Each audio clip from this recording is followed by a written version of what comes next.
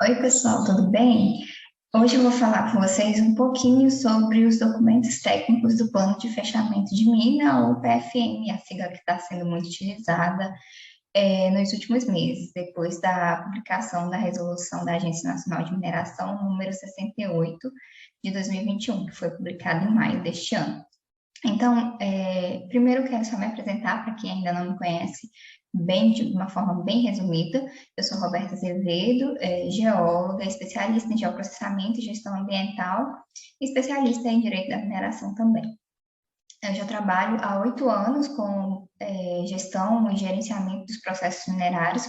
Já trabalhei para grandes empresas de mineração, grupos multinacionais. Hoje eu continuo trabalhando num grupo multinacional e também faço assessorias através do eu capturo, digamos assim, eu converso com as pessoas através do meu Instagram, então se vocês quiserem seguir lá o meu Instagram, também coloco algumas dicas da minha rotina sobre esse gerenciamento de processos minerários. Então, eu também tenho esse trabalho paralelo de fazer as assessorias de forma mais específica para tentar resolver determinadas situações, de forma mais direcionada também.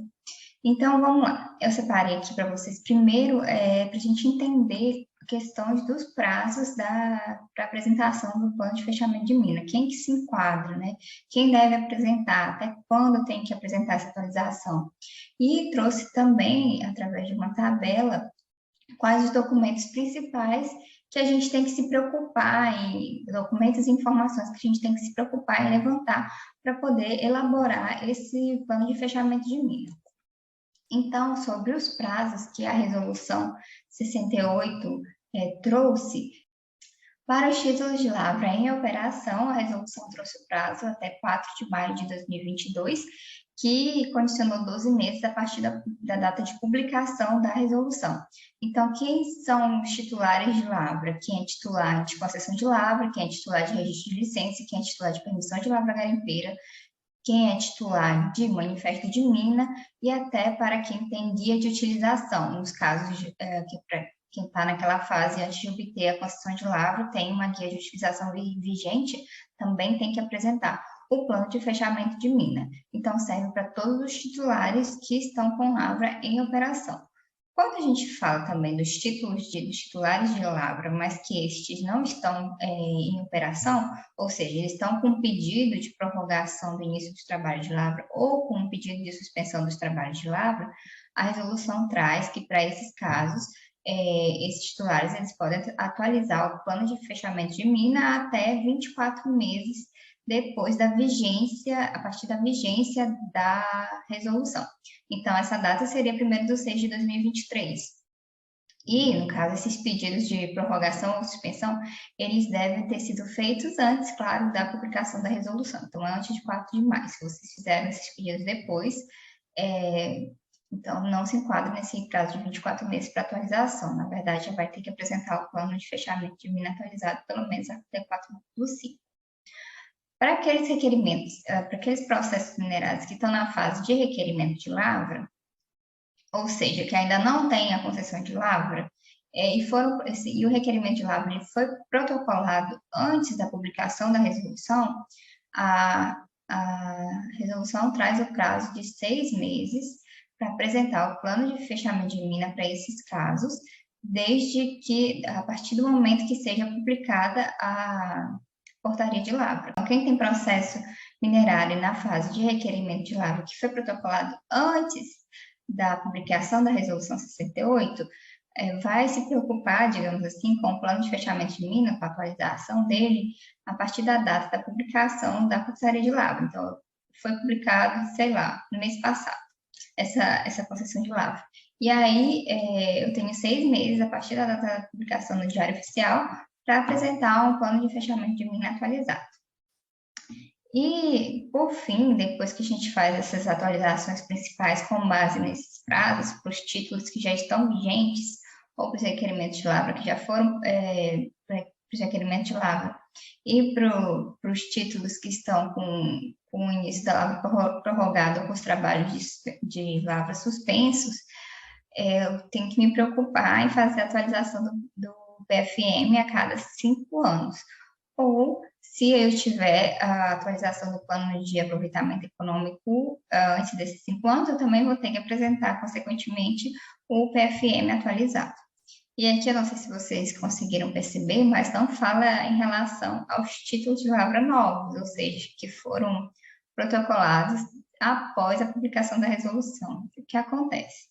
Se eu vou fazer um novo requerimento de registro de licença, um novo requerimento de PLG, até um novo requerimento de lavra, após a publicação da resolução, até um novo requerimento de guia de utilização, eu já vou ter que apresentar o plano de fechamento de mina no meu requerimento. E essa situação, a ANM ela já está até cobrando quem está protocolando esses requerimentos na forma de exigência, porque como a gente estava muito acostumado, né, a não ter que apresentar o plano de fechamento de mina no protocolo do requerimento, e muita gente continua trabalhando dessa forma. Então, a ANM está exigindo a apresentação do plano de fechamento de mina para esses novos títulos de lavra. Então, fique com esses prazos na cabeça, que eles são muito importantes. Contando que a gente está em dezembro, então, para quem tem título de lavra em operação, o prazo está cada vez menor. E eu vou mostrar para vocês a lista de documentos que a resolução traz, é uma lista muito extensa. Então, a gente tem que analisar caso a caso das lavras, porque é claro que das exigências que estão, das disposições que estão previstas do conteúdo mínimo que está previsto na resolução para compor o plano de fechamento de mina, nem tudo vai se aplicar a todas as situações. Então, é sempre bom vocês darem uma analisada sobre o que de fato vai caber para o caso específico de vocês. A gente vai falar aqui dos documentos para os titulares que estão com lavra em operação. Então, o artigo 2º, ele fala que todo empreendimento minerário deve ter um PFM elaborado conforme o capítulo 2º da Resolução 68. E no artigo 3º começa no capítulo 2º, que o artigo 3º especifica aquele prazo que eu falei para vocês de 4 de maio, porque ele traz que tem 12 meses a partir da publicação da resolução, da publicação no Diário Oficial da União. E no artigo 5º vai começar a discriminar todos os documentos necessários. Então, quando ele fala aqui no inciso 1 sobre os mapas, as plantas, fotografias, imagens e, enfim, todo o resto da documentação, eu especifiquei um pouco melhor que tipo de informações que vocês, como responsáveis técnicos pela elaboração do plano de fechamento de mina ou pela pessoa responsável em coletar essas informações, devem ter na cabeça documento base para poder coletar.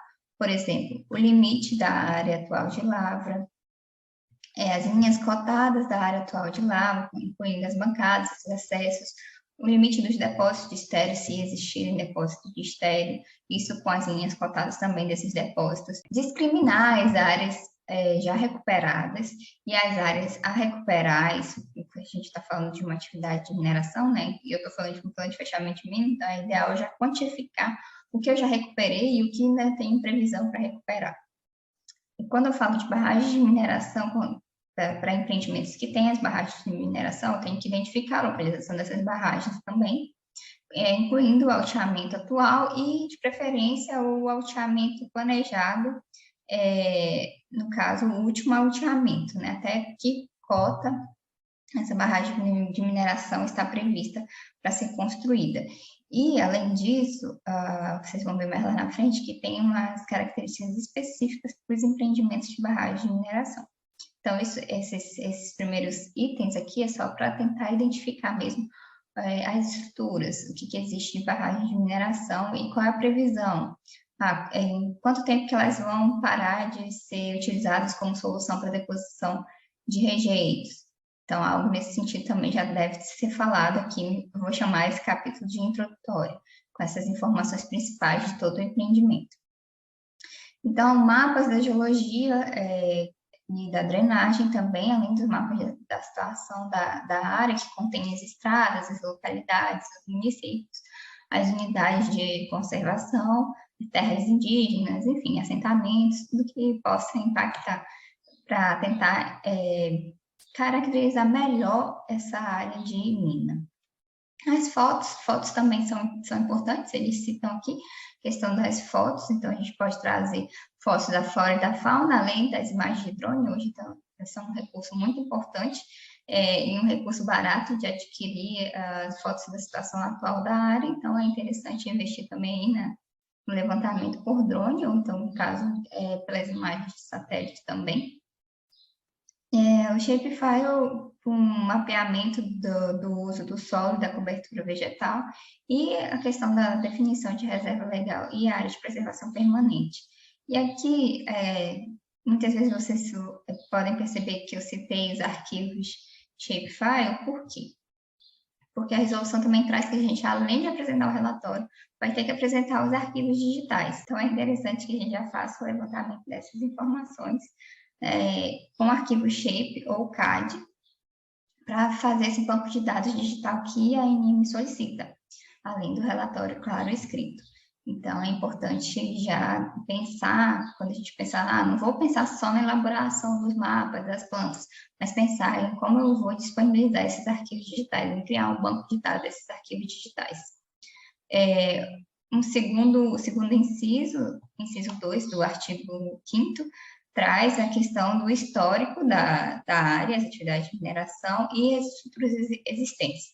Aqui vocês viram que a gente já levantou várias estruturas. Então, quem não foi levantado de estrutura aqui, vocês podem colocar aqui.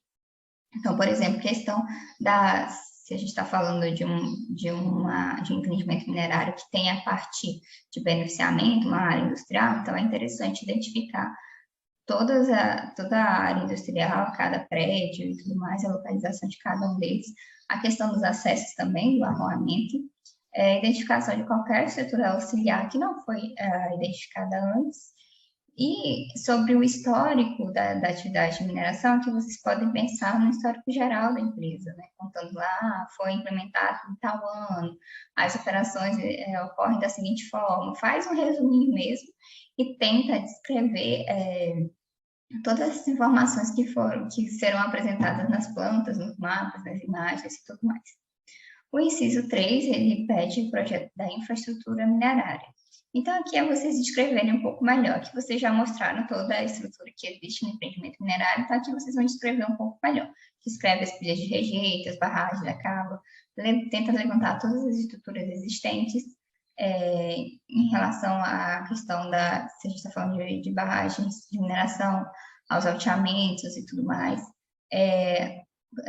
como é feito o planejamento da lavra, como são as operações de lavra, as operações industriais, toda a infraestrutura associada ao empreendimento minerário. Então, eu dividi, né, a resolução em parte 1, parte 2, então vocês estão vendo aqui que a gente viu a parte 1, então a gente vai agora ver a parte 2, continuando no artigo 5º, no inciso 4, que fala sobre o projeto conceitual de descomissionamento das estruturas civis e da estabilização física e química das estruturas remanescentes. Então, aqui, basicamente, o que a gente pode pensar num projeto conceitual de descontaminação, descomissionamento e demolição, pensando nas estruturas que existem civis.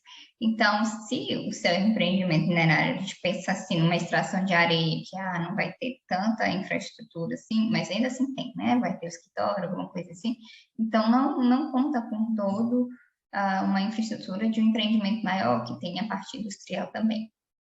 Então, esse item vai para cada tipo de empreendimento mesmo, varia de acordo com cada empreendimento. O inciso 5 fala sobre as ações de reabilitação da área já executadas. A gente até mostrou antes que a gente estava nas informações aqui iniciais, que a gente estava tentando levantar também as questões do que já foi recuperado, do que está previsto para recuperar. Então, isso entraria nas ações de reabilitação já executadas.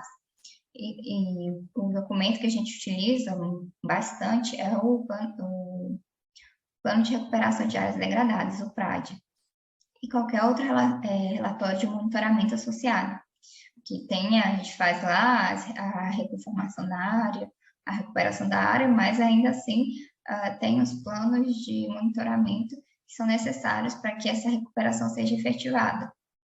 Então, eu posso descrever, além do que está lá no PRAD e do que está disposto nesse relatório de monitoramento, eu posso descrever as outras ações de reabilitação já executadas, por exemplo, a quantidade de hectares que foi recuperada em X anos, a quantidade de hectares que está prevista para ser recuperada nos próximos 5 e assim por diante.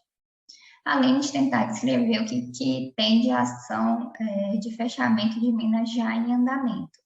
Por exemplo, eu tenho uma barragem de mineração e já estou fazendo a descaracterização dela aos poucos. Eu estou parando de depositar rejeito, já estou fazendo a revegetação de taludes, algo nessa linha de pensamento.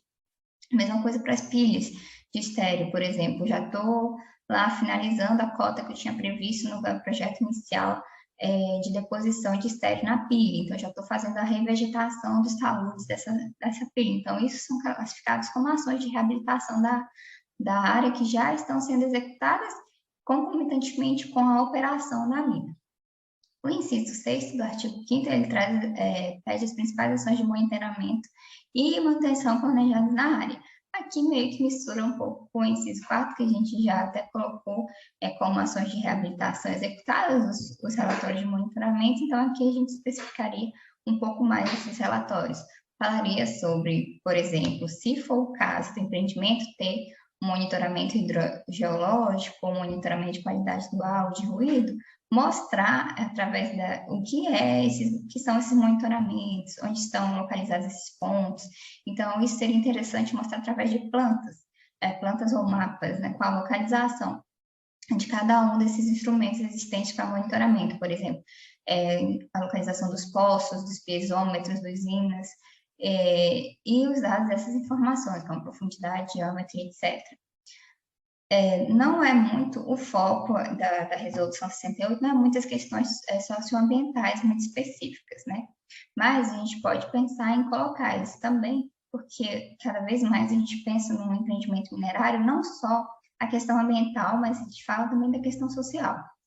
Então, já trazer isso seria um complemento para o relatório de vocês. Então, pensem que muitas empresas, né, já têm a sua licença social, já trabalham com a licença social. Então, pensem que tipo de programas as empresas já estão desenvolvendo durante o empreendimento, durante a operação do empreendimento, em quais desses programas eles vão permanecer na fase final de vida, né, do empreendimento, no caso, no fechamento mesmo do empreendimento minerário. Então, aqui eu trouxe alguns itens que vocês podem tentar levantar essas informações. E aqui está até repetido o item 27, peço até desculpa para vocês. Mas, continuando no inciso 7, eles pedem um cronograma físico-financeiro do plano de fechamento de mina, integrando as ações de pré-fechamento, fechamento e pós-fechamento. Aqui, gente, parece simples, mas eu vou dizer para vocês que é o que dá mais dor de cabeça.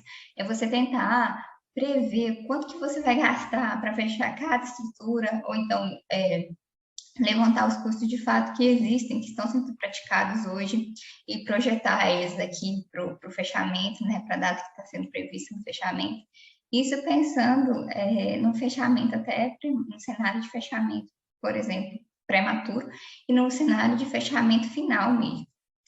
Então, aqui vocês têm que tentar levantar todos os custos que vocês podem imaginar que estão associados ao empreendimento minerário. Então, aqui eu trouxe alguns exemplos, e se eu for lembrando de mais alguns, eu vou falando para vocês. Então, custo de desmobilização da mão de obra. Então, aqui, o que eu tenho que considerar aqui? O que eu gasto hoje com os funcionários, tanto os funcionários próprios, né, os primários, como os terceirizados? E se existem ações trabalhistas também, eu tenho que pensar, porque se estão correndo essas ações, em algum momento eu vou ter que pagar. Eu falo eu como empresa, tá? Eu como empresa vou ter que fazer essa rescisão a esses trabalhadores. Então, já levantar esses custos também já vai trazer um cronograma financeiro mais real na situação de fechamento na prática. Então, também a questão dos programas socioambientais, que a gente citou até no inciso anterior, para apresentar esses programas.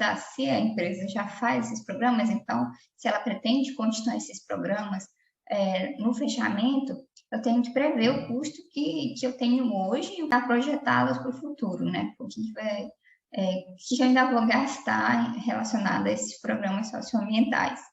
Sobre pendências tributárias, é interessante colocar também sobre CEFEM, por exemplo. Tem ali um processo administrativo que a ENEM ou o DEMPEN, na época, está questionando que foi pago sobre CEFEM. Então, é importante colocar isso no custo de fechamento, questões de pendência de IPTU, ITR.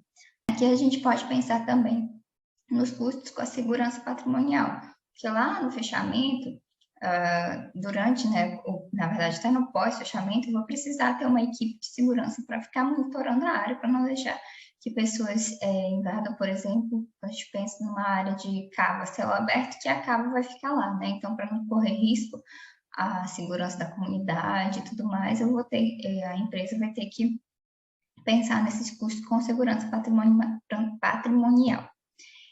Os custos que tem com aspectos de saúde e segurança também, eles podem ser dimensionados. Incluir custos de toda a estrutura minerária, de barragem de mineração.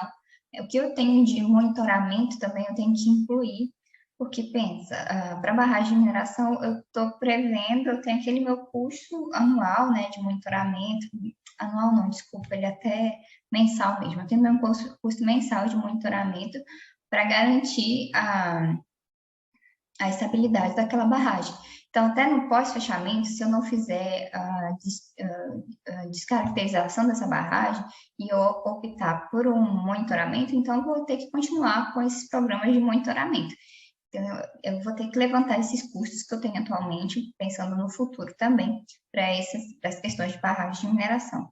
E se eu for fazer a descaracterização, então eu vou ter que levantar todos os custos de obra, as obras que eu vou ter para poder descaracterizar de fato as barragens. A gente tem que levantar todas as pendências tributárias que eu tinha falado para vocês, e é bem importante pensar também nos passivos trabalhistas associados aos acordos coletivos, pagamento de hora extra, né? Enfim, de fato, todos os passivos trabalhistas que possam existir, que estão aí em tramitação. Pensando ainda no cronograma físico-financeiro, a gente pode levantar outros custos relacionados ao jurídico, por exemplo, as ações civil públicas que estão correndo, os termos de ajuste de conduta, os TACs, né, que também tem lá algum fator financeiro relacionado. Então, tudo que a gente pode pensar de dor de cabeça que pode existir, né, gastos futuros, até mesmo com taxas de órgãos públicos que a gente paga para manter o bom andamento dos processos e tudo mais. Não me refiro a processo só dentro da agência, mas às vezes alguns processos relacionados até, por exemplo, ao órgão ambiental, enfim. Então, qualquer custo que vocês imaginarem assim, que pode ter relevância para o cronograma financeiro, vocês têm que colocar aqui. Eu tenho que pensar também nos custos da operação de lavra. Por exemplo, qual é o meu custo para fazer a revegetação dos taludes, das pilhas? Qual é o meu custo para retirar a água que fica lá no fundo da cava? Então, todos esses custos eles são importantes também de serem levantados. E pensando em infraestrutura, o ideal é eu levantar também quanto que eu vou gastar para demolir determinadas estruturas de determinado material, a estrutura metálica, a estrutura de madeira, concreto. Então, assim, dá para levantar esses custos de várias formas, depende da realidade do empreendimento de vocês. Pensando nas questões de estabilização física e química, por exemplo, de materiais contaminados. Então, qual vai ser o meu custo para demolir infraestrutura que tenha materiais contaminados, ou que seja construído por materiais que possam causar dano ao meio ambiente. Então, tudo isso, gente, é bem importante a gente tentar levantar. Mas primeiro tem que entender, lógico, a realidade do meu empreendimento antes de deixar o empreendedor doido lá com todas essas informações. O artigo 6º, ele traz a questão da caracterização do empreendimento, focado nas estruturas civis, geotécnicas, hidráulicas, instalações elétricas, equipamentos, entre outros. E nesse caso aqui, quais elementos que eu coloquei que podem ser disponibilizados? Eu posso levantar todas as estruturas existentes, né, informações relacionadas às áreas, como alturas e composição das estruturas, isso a gente viu lá na frente, quando a gente fizer a caracterização mesmo do empreendimento, né, lá, que é bem parecido, na verdade, esse artigo 6 com o inciso 1 com o inciso 1 do artigo 5º. Mas o interessante aqui é que ele foca um pouco mais, né, nas estruturas civis, geotérricas e hidráulicas. Então, eu tenho que pensar em tentar resgatar os projetos de construção relacionados a essas estruturas existentes e pensar naquelas futuras que eu ainda vou construir. Então, por exemplo, eu tenho que pensar o que eu tenho hoje, né, mas assim, para viabilizar a vida útil do meu empreendimento minerário, o que eu pretendo ainda construir. É claro, gente, que isso pode mudar ao longo do tempo, lógico, não é para ser fixo para sempre, mas é só para já ter uma ideia inicial. Preciso construir mais 2 barragens de mineração, preciso de mais umas 3 pilhas locais para poder depositar o estéreo. Então, assim, é analisar mesmo o empreendimento de forma global. O inciso 2 do artigo 6 traz a avaliação dos riscos decorrentes do fechamento do empreendimento e as formas que estão previstas para a mitigação desses eventuais danos resultantes da atividade. Aqui vocês veem que tem várias possibilidades da gente fazer isso.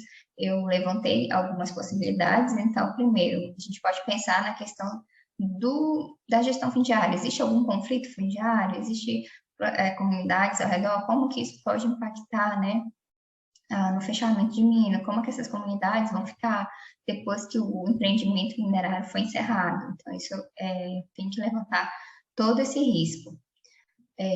Os documentos relativos a passivos ambientais, o que eu tenho planejado, né, de ações de remediação, de ações planejadas, incluindo os custos, os contratos existentes ou propostas técnicas, tentar levantar todas as condicionantes das licenças ambientais, porque lá, possivelmente, o órgão ambiental está prevendo algumas condicionantes já para a exaustão da jazida. Então, mais documentos eu conseguir levantar para elaborar o plano de fechamento de mina, melhor ele vai ser. Porque pense, assim, acaba que o plano de fechamento de mina ele vai ser o resumo de todos os relatórios que já existem até do empreendimento, né? Então, a gente está falando da questão ambiental, porque, de fato, como o órgão ambiental é aquele que cobra mais, né, as questões de reabilitação e tudo mais, então muitas dessas coisas eu já posso ter lá apresentado para o órgão ambiental. Então, meio que tem que resgatar essas informações para tentar trazer o plano de fechamento de mina.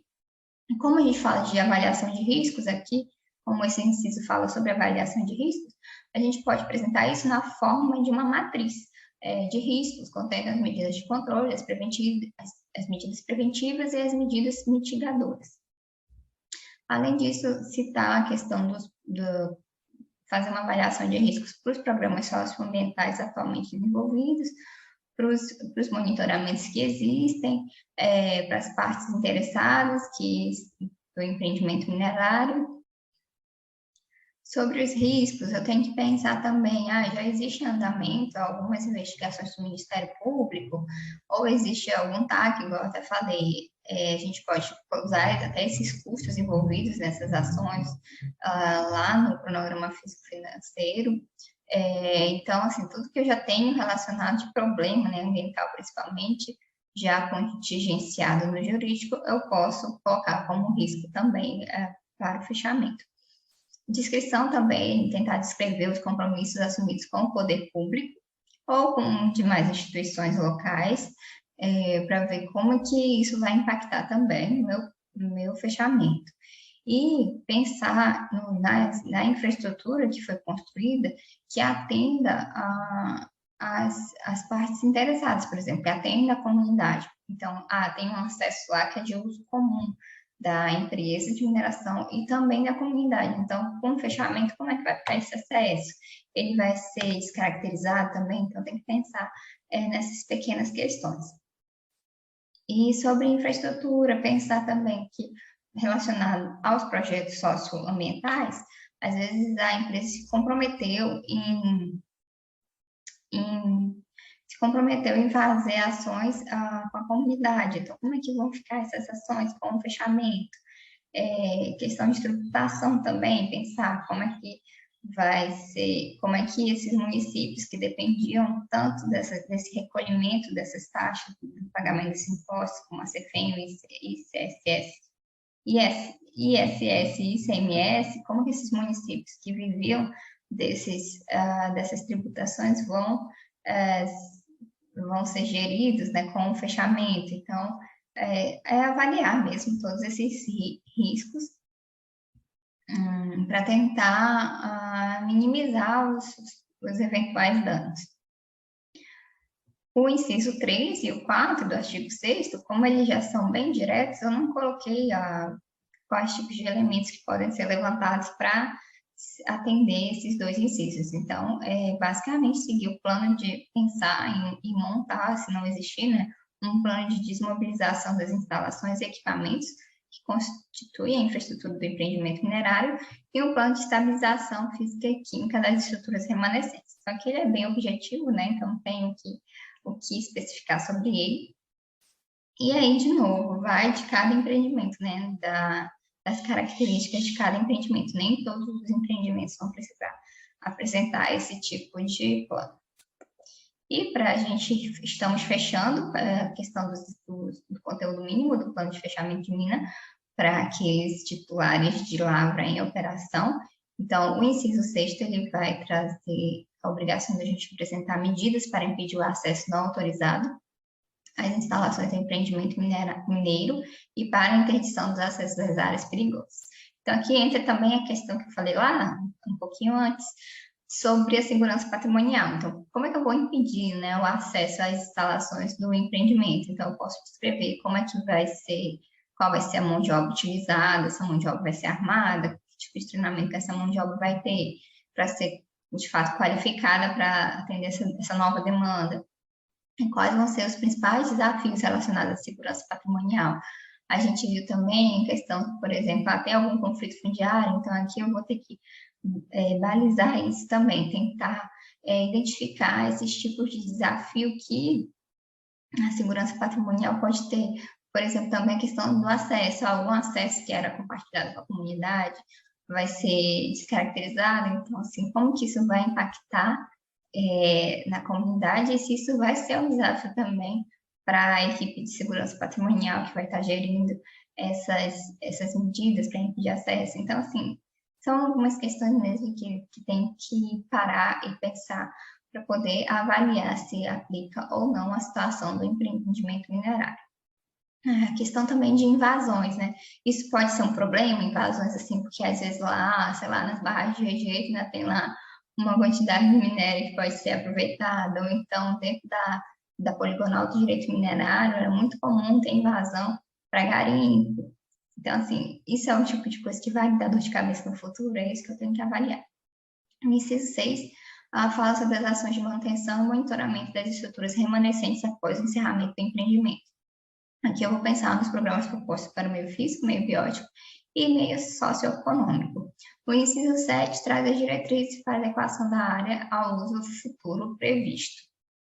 Primeiro, aqui eu tenho que pensar que hoje, né, porque também não tem como a gente fazer planejamentos de muito longo prazo, né, a gente faz de curto, de médio e de longo prazo dos empreendimentos, mas a gente sempre trabalha na prática até mais ou menos no médio prazo, que tudo pode acontecer.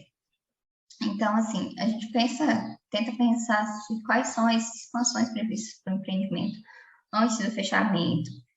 Aqui pensa também a questão das expansões, então eu penso, vou precisar de novas áreas para barragem de mineração, vou precisar de novas áreas para depósito de estéreo, vou precisar de novas áreas até para expandir a lavra, então tem que pensar em tudo isso, ou até para expandir a infraestrutura do empreendimento, até a expansão do caso da planta mesmo, quando eu falo do beneficiamento, eu vou mudar o meu beneficiamento, as plantas que eu tenho hoje, elas atendem ou já estão previstas, né, ali, ter uma ampliação dessas plantas, então tudo isso eu tenho que pensar.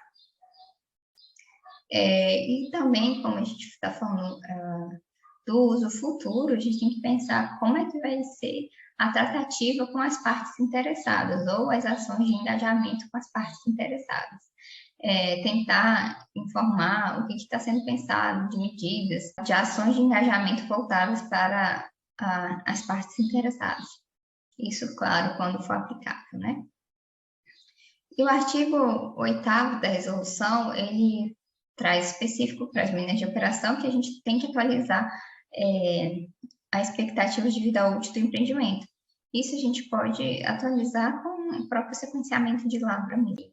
Com o sequenciamento de labra, que geralmente é atualizado todo ano, a gente tem noção da vida útil, né, de acordo com o que tem de recursos e reservas, da vida útil da mina, né, do empreendimento minerário. E aqui, o artigo 15, ele traz as especificidades para os empreendimentos minerários com barragem de mineração.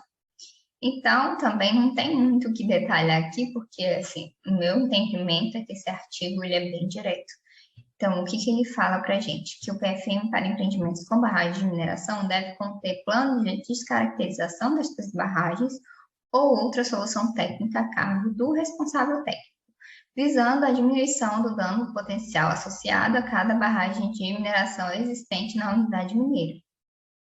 Então, aqui, o que eu tenho que fazer? Ou eu apresento um plano de descaracterização ou outra solução técnica, porque às vezes eu não planejei, né, descaracterizar aquela barragem, ela vai ficar lá ainda, digamos, existente, com características de barragem, mas eu vou ter que detalhar os monitoramentos dessas barragens, para garantir que não ocorra risco nenhum não só a sociedade, mas ao meio ambiente também. Então, é isso que ele traz aqui no parágrafo 1º, que caso não seja possível a descaracterização da barragem de mineração, tem que estar previsto no plano de fechamento de mina o monitoramento. E, lógico, como a gente está falando de barragem de mineração, a gente está falando que todos os estudos têm que ser elaborados por profissional habilitado. Assim como o plano de fechamento de minas, né? A gente vai ter que ser elaborado por um responsável técnico.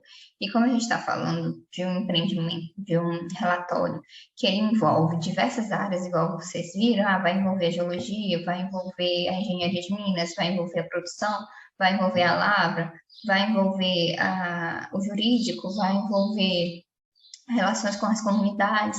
Então, assim, quando a gente pensa no empreendimento como um todo, a gente vê que todas as áreas vão trabalhar juntas, inclusive o meio ambiente também. Aí a questão das barragens, e também o pessoal da geotecnia, né, de monitoramento das barragens.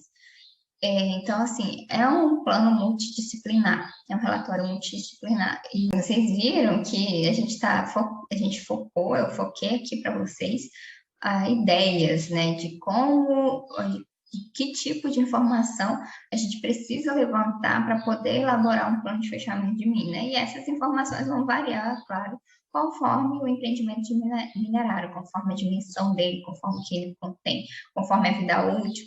Então, assim, é muito relativo. Cada empreendimento vai ter as suas especificidades, né? Então, vai ter ou um plano de fechamento mais robusto ou um plano de fechamento mais simples, de acordo com o bem mineral, de acordo com as atividades desenvolvidas, etc. Bom, gente, era isso que eu tinha para mostrar para vocês. Para compartilhar com vocês esse estudozinho que eu fiz, né, de tentar detalhar a resolução com possíveis documentos que a gente pode levantar para elaborar esse relatório, que é uma nova cobrança da ANM. Lembrando que o nosso prazo está ficando curto, né? Eu mesma tenho dedicado os últimos meses do ano só para fazer o levantamento de informações de uma empresa gigante. Então, eu falo para vocês, como se vocês ainda não começaram a fazer, comecem a correr atrás, porque é um trabalho que dá trabalho. É um relatório que ele exige muito assim da gente de correr atrás de informação, de tentar entender o empreendimento minerário como um todo. Eu falo no meu caso porque eu entrei na empresa que eu estou agora em agosto e eu já vim com este presente, não é mesmo, de assumir a responsabilidade desse gerenciamento da elaboração do plano de fechamento de mina. Então, é um assunto bem delicado e lembrando também que se a gente não apresentar dentro dos prazos previstos, sanções também são previstas, então pode gerar multa, pode gerar caducidade, até a caducidade do título minerário. Então, as sanções, a gente não sabe ainda como a ANM vai trabalhar com essas sanções, não sabe se a 5 de maio ela já vai começar a aplicar essas sanções automaticamente para os mineradores que não apresentaram o plano de fechamento de mina atualizado, ou se ela ainda vai dar uma chance, né? Vai notificar, vai apresentar, vai pedir complementação a partir de exigências e tudo mais. Então, assim, como é novo, né? Que é novo, a gente ainda fica meio inseguro, né? De como fazer. Mas é aquilo, se vocês seguirem tudinho que está nos artigos da resolução, não tem muito como errar. É claro que questionamentos adicionais podem vir, né, da agência, mas a gente tem que tentar minimizar, né, tentar apresentar da forma mais completa que a gente conseguir. Bom, era isso que eu tinha para compartilhar com vocês. Espero que tenha sido útil e se vocês acharem interessante a forma como foi abordado o conteúdo aqui, compartilhem com os amigos de vocês que estão assim desesperados também para tentar entender o que é esse plano de fechamento de mina, né? Como fazer um plano de fechamento de mina. Então, acho que esse vídeo vai poder ajudar outras pessoas. Muito obrigada e até a próxima.